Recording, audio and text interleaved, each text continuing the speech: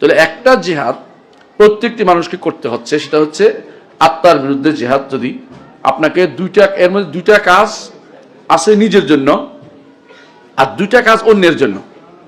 দুইটা কাজ নিজের জন্য কি কি? এলেম ও আমল। এলেম ও আমল। এবং আপনি জানেন যে ঈমান বিনফসিহি, ঈমান ফিনফসিহি একটা আমল, ঈমানও একটা আমল।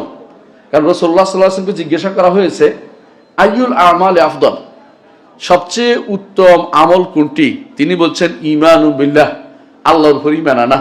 খেয়াল করেছেন? এটাকে আমল হিসেবে রাসূল বলেছেন। সুতরাং বোঝা যাচ্ছে এলম ও আমল, অর্থাৎ ঈমান ও আমল, এই দুইটাকে আপনি কখনো বাদ দিতে পারবেন না। এই দুইটা হচ্ছে বড় জিহাদের অন্তর্ভুক্ত, ব্যক্তির জন্য এটা ফরজ। এরপরে ব্যক্তি যদি কোনো নিজের এলেম ও ঈমানকে হেফাজত করতে হয়, আমলকে সুস্থ রাখতে হয়, সঠিক রাখতে হয়, তাহলে আরো দুইটা জিহাদ করতে হবে। একটা হচ্ছে দাওয়াত, একটা হচ্ছে সবর। আপনি যদি কোনো দাওয়াত না দেন তো দাওয়াত আপনাকে দিবে। আপনি বিশুদ্ধ আকীদার দাওয়াত দিতে বাধা যাচ্ছেন না, আপনাকে যারা বদ আকীদার লোক তারা দাওয়াত দিয়ে বসবে। যদি আপনি দাওয়াত দেন তারা আপনাকে আর দাওয়াত দিতে পারবে না, তারা মনে করবে ওর কাছে যাওয়া যাবে না, ও তো ভিন্ন মতের। বুঝে আসছে কথাটা? কিন্তু না হলে আপনাকে দেখবে না, কেউ গাঠি নিয়ে বেরোতে বলবে, কেউ লাঠি নিয়ে বেরোতে বলবে, এই অবস্থা বিরাজ করবেই।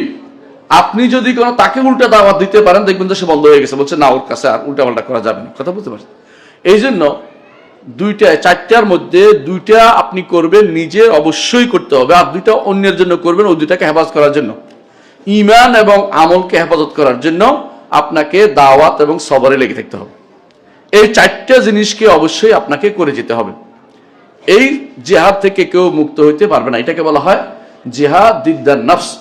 জিহাদ দিদ্দাল নফস, যে নিজের নফসের বিরুদ্ধে জিহাদ, এটা থেকে আপনি বাঁচতে পারবেন না। এটা প্রত্যেকেই করতে হবে।